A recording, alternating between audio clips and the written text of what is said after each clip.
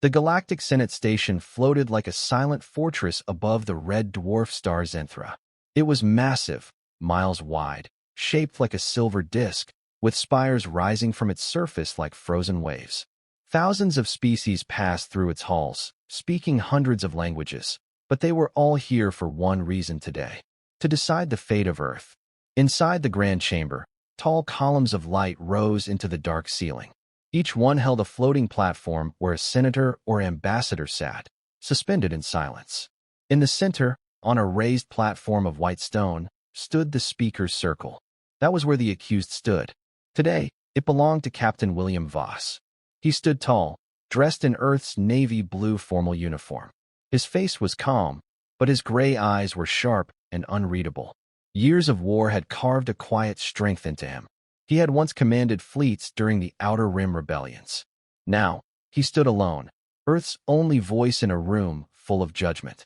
The voice of Chancellor Vex Taller echoed across the chamber. "Earth has failed," Vex said coldly.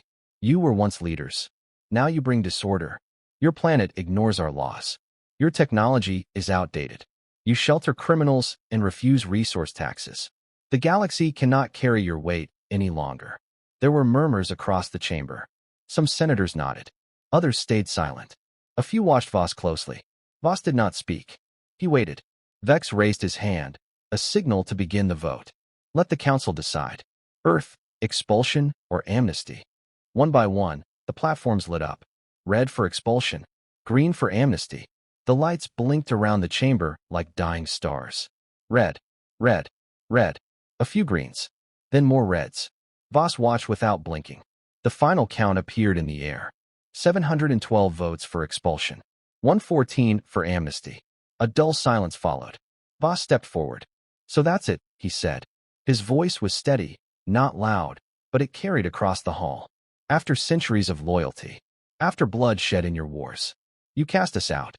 Chancellor Vex replied smoothly. "This is not punishment, Captain. It's policy."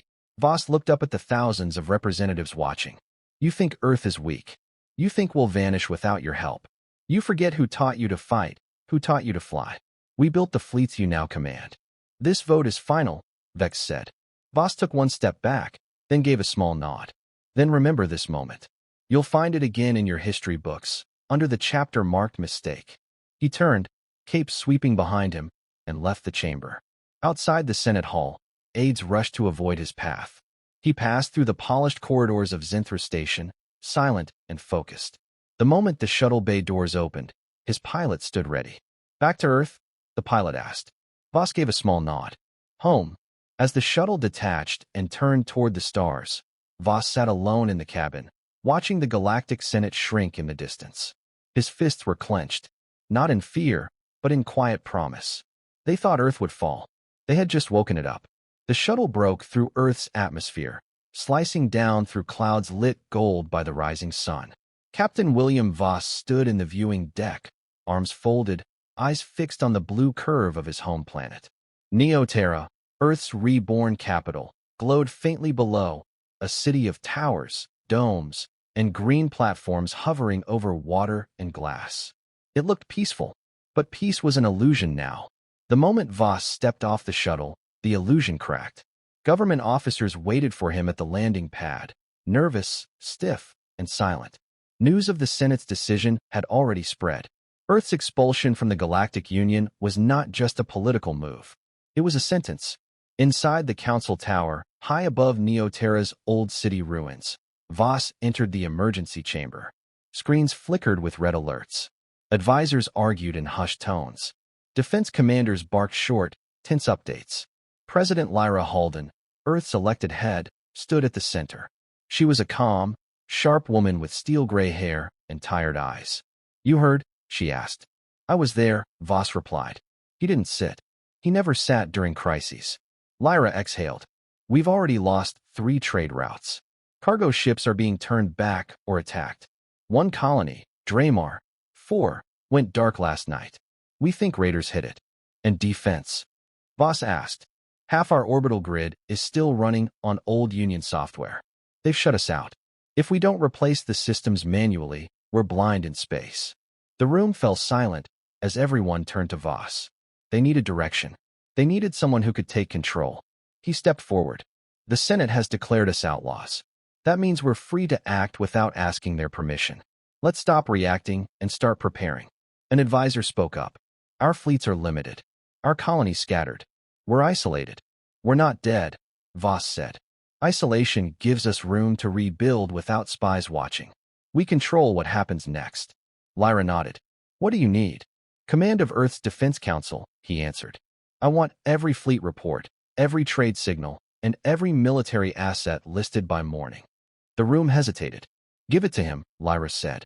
This is war, and he's the one who's fought them. By evening, Voss was alone in the old war room beneath the tower. It hadn't been used in decades. Dust still clung to the hologram table. He activated the map. Dozens of blinking red markers lit up, locations of Earth's trade routes, colonies, and defense outposts. Most were vulnerable. A few were already lost. He leaned forward, studying the pattern. They'll hit the weak ones first. Test us. As if summoned by his words, a message alert flashed on the side console. Urgent. From the ESS Halberd, a border patrol cruiser near the outer rim. Unidentified fleet detected. Broadcasting no code. Approaching Earth space. Requesting orders. Another message followed seconds later. Multiple warp signatures detected. Likely pirate vessels. Engaging now. Voss stood tall, eyes narrowing. So it had begun. At midnight, Voss returned to his quarters in the upper levels of Neoterra Command. He didn't sleep. He stared at the stars from the window wall. Somewhere out there, the predators had smelled blood. But Earth had teeth too. Old ones. Buried. Forgotten. He opened an encrypted channel and began sending messages, quiet pings across dead networks, calling on people the Senate had forgotten. Old captains. Fringe worlds.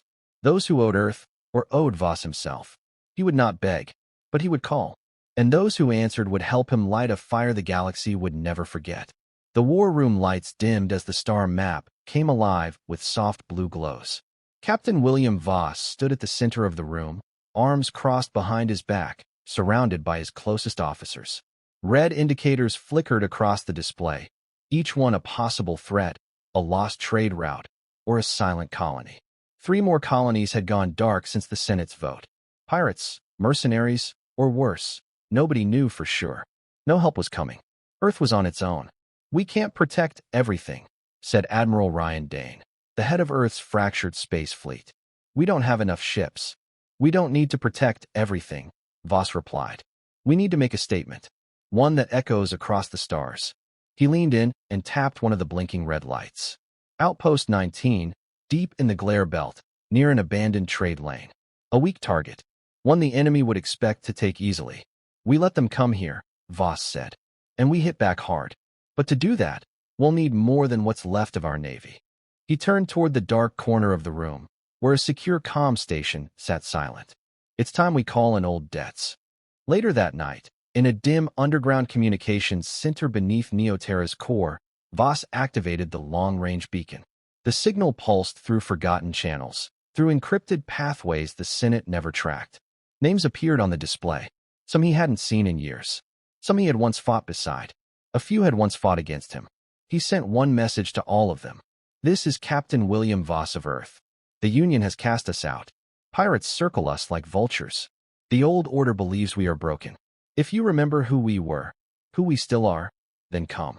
I don't offer credits. I offer a cause. Stand with Earth. Stand with me. Then he waited. Over the next few days, answers began to return. A trickle at first. From Captain Celine Vero, once a Union enforcer turned rogue mercenary. I don't fight for planets, but I'll fight for you. One ship coming in quiet. From General Han Murak, leader of the independent colony on Talaris. You saved my people once. We haven't forgotten. Supplies and drone fighters en route. From others, silence. Some were afraid. Others didn't care. But Voss didn't need many. He needed the right few. In the middle of that week, while reviewing fleet assets in the council hall, Commander Tessa Jean approached Voss with a datapad in hand. Her face was pale. You'll want to see this, she said. Voss took the pad.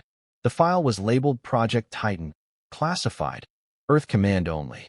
It was a relic, a buried file from the last days of the Orion Wars, an age when Earth had still held power across the stars. He opened it.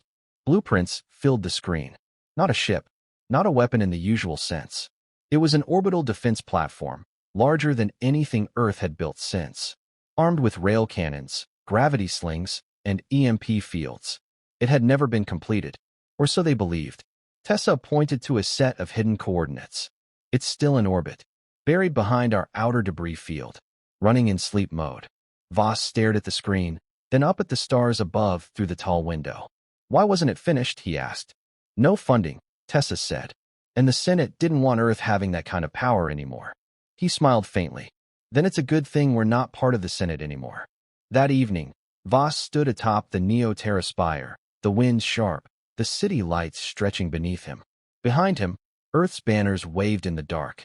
Ahead of him, the night sky glittered with distant suns and approaching threats. But Earth was not waiting anymore. Earth was preparing. A forgotten weapon had awakened. Old allies were returning. And Voss had begun to reshape the defense of a world no one believed would fight back. The galaxy had moved on. But Earth remembered. And Earth would remind them. The warning came at dawn. A shrill alarm echoed through the defense command tower of Neoterra. Red lights flared across the war room. Captain William Voss was already awake, seated at the war table, reviewing the orbital scans when the alert reached him. Multiple warp signatures detected, the technician called out. Unmarked vessels. Vector heading, Outpost 19. Voss stood instantly. How many ships? 5. No. 6, the officer replied. Fast-class pirate corvettes. Armed. Moving in attack formation. Admiral Dane turned to Voss. They took the bait. Voss nodded. Then it's time we show them what Earth still remembers. The operation had been set days earlier. Outpost 19 was rebuilt quietly, repaired shields, rearmed weapons, and garrisoned with a handful of drone units to sell the illusion of weakness. Above it, hidden in the shadow of a shattered moon, the Iron Wake waited. The Iron Wake was an old Earth warship, retired after the Orion Wars and left to rust in orbital drydock. Voss had ordered it rebuilt in silence, its systems upgraded with stealth plating and magnetic silencers. It was not the largest ship in Earth's fleet, but it was the most dangerous. Voss personally took command. As he boarded the bridge, the crew stood ready, veterans, rebels, and loyalists alike. Many had once served under him. They knew this mission wasn't just defense. It was a message. All systems green, said Commander Tessa Jean, seated at navigation. Target lock. Voss asked. Engines hot. Weapons primed. The pirates dropped out of warp near Outpost 19. Confident, fast, unchallenged. They didn't bother to mask their approach. They expected no resistance. Their mistake. As the first pirate ship approached the outpost's perimeter, Voss gave the order. Engage cloak drop. Fire. The Iron Wake decloaked in an instant, rising from the shadow like a ghost from a forgotten age. Its forward cannons unleashed a wave of pulse rounds that tore through the nearest corvette, splitting it in half. The enemy didn't even have time to react before the second strike came. Earth's hidden orbital mines detonated in sequence, disabling 2 more ships. The remaining pirates scattered, but it was already too late. Voss remained calm on the bridge. Target remaining ships. Disable one. Destroy the rest. Laser bursts lit the sky. One pirate ship tried to flee, but Earth's interceptor drones caught it mid-flight. The last ship was boarded. Voss had given strict orders. Take the captain alive. Back in Neoterra, Voss entered the interrogation chamber hours later. The pirate commander sat cuffed, bruised, and defiant. A scar crossed his jaw. He spit on the floor as Voss approached. You think this changes anything? The man hissed. You're still cut off. Still alone. Voss didn't raise his voice. He simply leaned forward. Tell your kind what happened here. Tell them Earth remembers how to fight. Tell them we are not prey. He turned and walked out without another word. That night, the story of the battle spread like fire across the galaxy. A rogue pirate fleet destroyed by a single Earth warship. A forgotten colony defended. The name Captain William Voss echoed across outlaw channels, mercenary hubs, and fringe world broadcasts. Some called it luck. Others called it strategy. But everyone heard the same message. Earth was not dead. In the war room, Voss received another message. It came through the same old network he had used to contact his allies. The sender was anonymous, but the content was clear. We saw what you did. We're in. Coordinates sent. Don't stop now. He smiled for the first time in days. They had made a spark. Now they would light a fire. Far across the galaxy, the news of Earth's counterattack reached the core worlds like a tidal wave. On Zinthra Station, where the Galactic Senate still met under its grand silver domes, the atmosphere had changed. Quiet tension replaced confident control. The chamber once filled with casual debate now echoed with sharp whispers and careful glances. At the center stood Chancellor Vex Taller. He stared at the floating holoscreen above the speaker's platform, jaw tight, hands folded. The footage was clear, the iron wake rising from the shadow of a moon, Earth's weapons tearing through pirate ships with deadly precision. It had been leaked across every major system. This was no accident, a senator from the Turing cluster said. Earth planned this. They tricked those raiders and made it a spectacle. They're trying to look powerful again, muttered another. They're trying to start a war, Vex replied coldly. And we cannot allow that. He raised his voice so all could hear. Captain William Voss is a threat to peace. He is defying this council's ruling. Earth must be brought back under control, by force if necessary. There were murmurs. This time, not all were in agreement. A younger senator, one of the few who had voted to keep Earth in the Union, stood. Her voice was calm but steady. Chancellor, we expelled them. We cut off their support. Now we blame them for defending themselves? Is it really peace we want, or obedience? The silence that followed was heavy. Vex narrowed his eyes. If we allow Earth to rise again, others will follow. That is the path to chaos. Order must be restored. I'm assembling a task force. They leave within the week. No one argued further, but some looked away when he met their gaze. Doubt had begun to spread. Back on Earth, the Defense Council was alive with movement. Victory had given them hope, but not rest. They knew more would come. Captain William Voss stood before a wall-sized screen in the command tower, watching the Senate's response unfold. They're rattled, Admiral Dane said beside him, but not shaken enough. They'll hit back soon. They have no choice, Voss replied. And neither do we.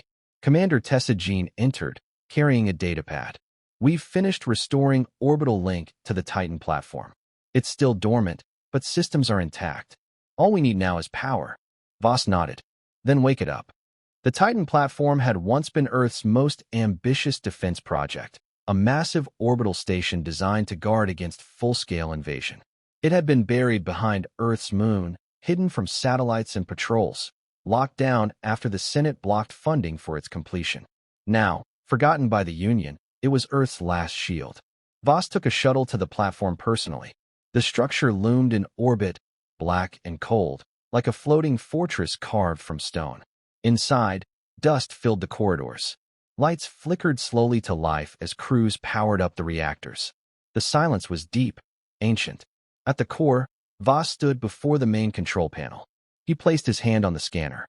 A mechanical hum answered, followed by a voice from the past. Project Titan recognized. Command Authority confirmed, Captain William Voss. A deep vibration passed through the floor. Lights lit across the ceiling. Reactivation sequence initiated. Voss turned to his engineers. Bring the weapons online. Load everything. No more secrets. No more delays. 2 days later, intelligence confirmed what Voss already expected. A Senate fleet, 20 ships strong, was mobilizing. They weren't pirates this time. They were Union military. Official. Legal. Headed toward Earth. We don't have numbers, Admiral Dane said in a strategy meeting. And they have newer tech. We don't need to match them, Voss said. We need to outthink them. He moved to the holomap, highlighting Earth's orbital fields and the Titan's fire range. They expect a frightened planet. They'll find a trap. Titan will engage first. When they pull back, we strike from the flanks with our new allies. Surprise and precision. He turned to his officers. No mistakes. No second chances. This isn't just defense. It's the line they cannot cross. That night, Voss stood again beneath the stars, high atop the Neoterra Tower. Below him, cities were dark but not quiet. Factories worked nonstop. Shipyards burned with light. Civilians trained in defense shelters. No one asked if Earth should fight anymore. Everyone knew it was coming. Voss didn't feel fear. Not anymore. Just a quiet certainty. They were ready. And if the Senate wanted war, they would see what Earth had left in its bones. The stars above Earth went dark.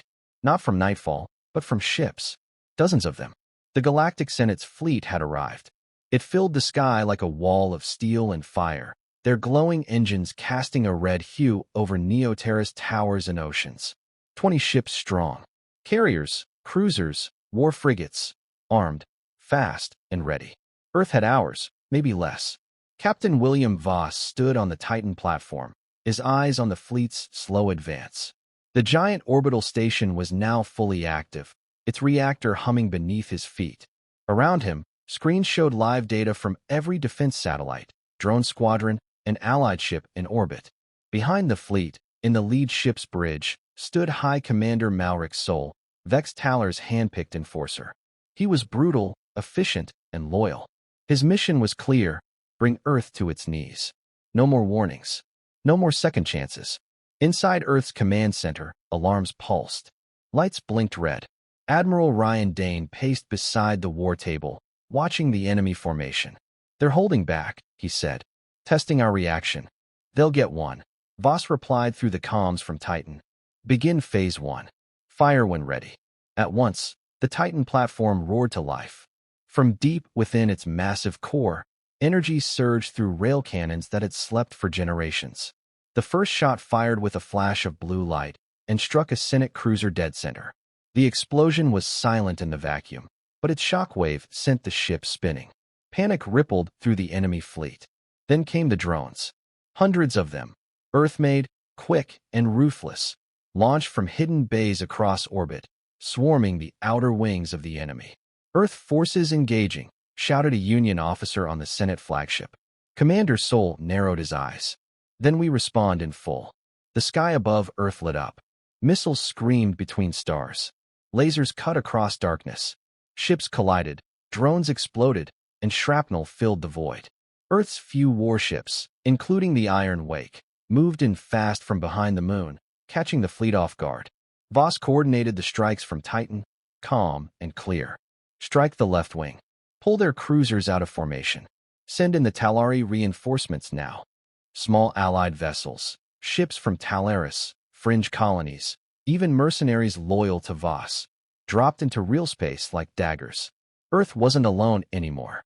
In the chaos, the Iron Wake cut through enemy fire, led by Commander Tessa Jean. Her ship tore into a heavy Senate destroyer, punching holes in its engine deck and then vanishing back into stealth. But the enemy was large. Well-trained. Earth was winning, but barely.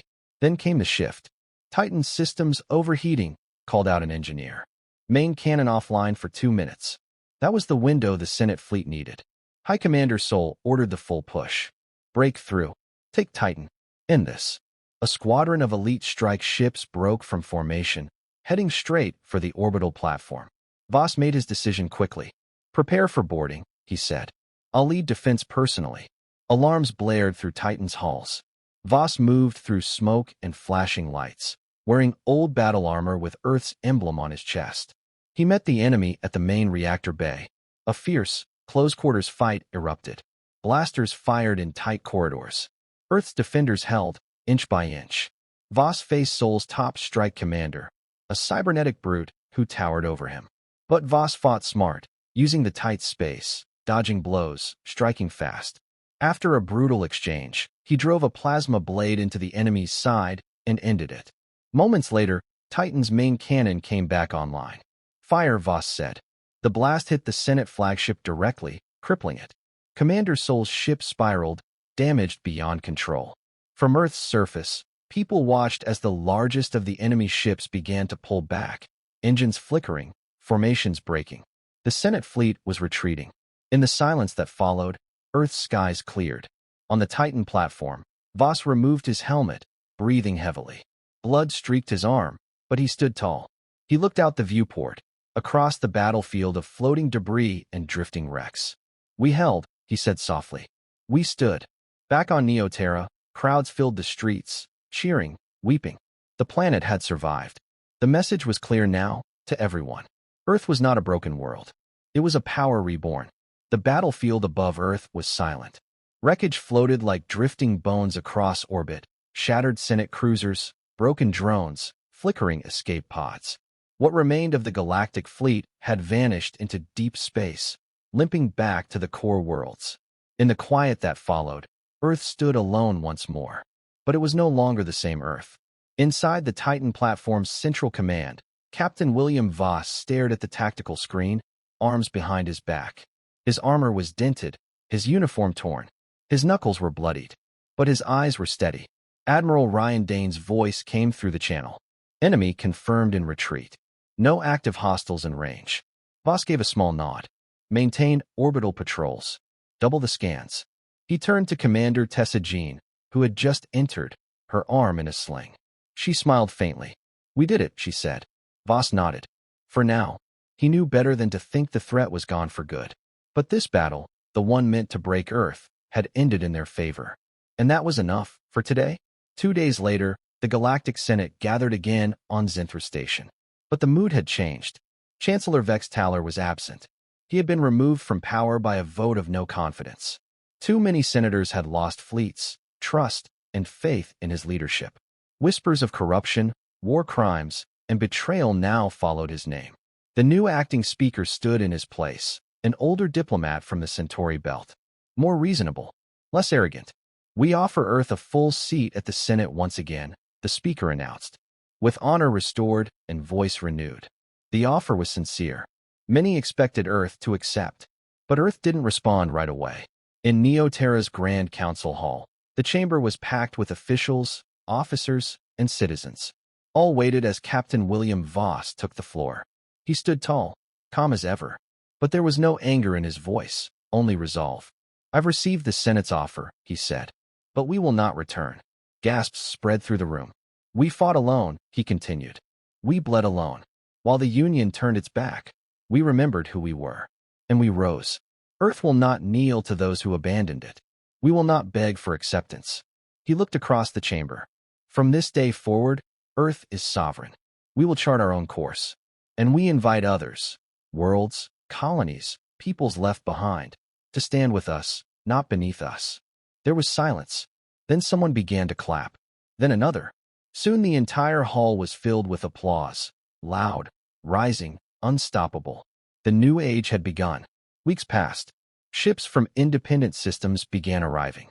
Old colonies reached out to Earth for trade, protection, and alliances. What had started as survival had become something greater. The Free Systems Alliance was born, led by Earth, defended by its people, and guided by Voss's simple code. Strength with honor. Peace without fear. One quiet morning, as golden sunlight bathed Neoterra's highest tower, Voss stood on the balcony alone. He watched the sky. Clear. Safe. Full of possibilities. Behind him, the city was alive. Children laughed in the streets. Factories turned not for war, but for rebuilding. For the first time in years, Earth was not just surviving. It was leading. Commander Jean stepped out to join him. "You ever think we'd see this day?" Voss didn't answer right away. He looked at the sky a moment longer. Then he spoke. "They tried to erase us. Instead, they reminded us who we are." He smiled just barely. "And now the stars are ours again."